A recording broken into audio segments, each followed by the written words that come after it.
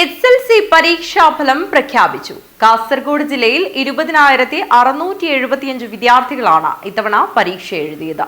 ഏറ്റവും കൂടുതൽ വിദ്യാർത്ഥികൾ പരീക്ഷ എഴുതിയത് TIHSS നായന്മാർ മൂലയിലാണ്. സംസ്ഥാനത്ത് SLC പരീക്ഷയിൽ 99.7 വിജയശതമാനം. പൊതുവിദ്യാഭ്യാസ പ്രിൻസിപ്പൽ സെക്രട്ടറി ഷർമിള മേരി ജോസഫാണ് ഫലപ്രഖ്യാപനം നടത്തിയത്. ഈ വർഷം മുതൽ DG ലോക്കറിലും വാട്സാപ്പ് സന്ദേശമായും ഫലം ലഭ്യമാകും. സംസ്ഥാനത്ത് 4,14,290 വിദ്യാർത്ഥികളാണ് പരീക്ഷ എഴുതിയത്.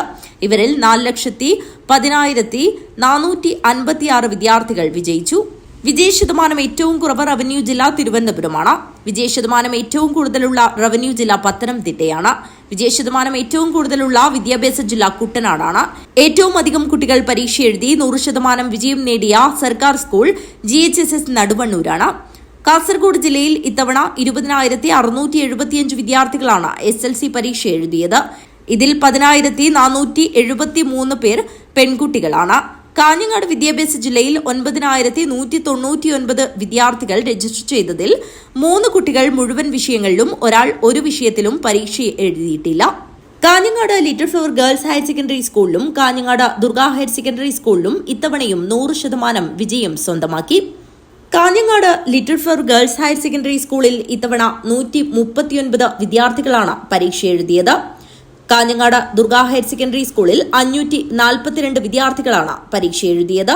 കാസർഗോഡ് വിദ്യാഭ്യാസ ജില്ലയിൽ 5,988 പെൺകുട്ടികൾ ഉൾപ്പെടെ 11,475 വിദ്യാർത്ഥികളാണ് ഇത്തവണ പരീക്ഷ എഴുതിയത്. ഇതിൽ ചില കുട്ടികൾ മുഴുവൻ വിഷയങ്ങളിലും പരീക്ഷകളും എഴുതിയിട്ടില്ല. ജില്ലയിൽ 160 സെന്ററുകളിലായിട്ടാണ് പരീക്ഷ നടന്നത്. കൂടുതൽ വിദ്യാർത്ഥികൾ പരീക്ഷ എഴുതിയത് TIHSS നായന്മാർ മൂലയിൽ 785 കുട്ടികൾ. കഴിഞ്ഞ വർഷം ജില്ലയിൽ ഉപരിപഠനത്തിന് അർഹത നേടിയത് 20,348 വിദ്യാർത്ഥികളായിരുന്നു. വിജയശതമാനം 99.57 ആയിരുന്നു. പുനർമൂല്യനിർണയം അപേക്ഷ സമർപ്പിക്കുന്നതിനായി മെയ് 16 മുതൽ 21 വരെ അപേക്ഷിക്കാം.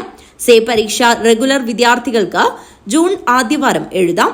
പരമാവധി 3 വിഷയങ്ങൾക്കാണ് പരീക്ഷ എഴുതാനാവുക. News bureau, Kanhangad.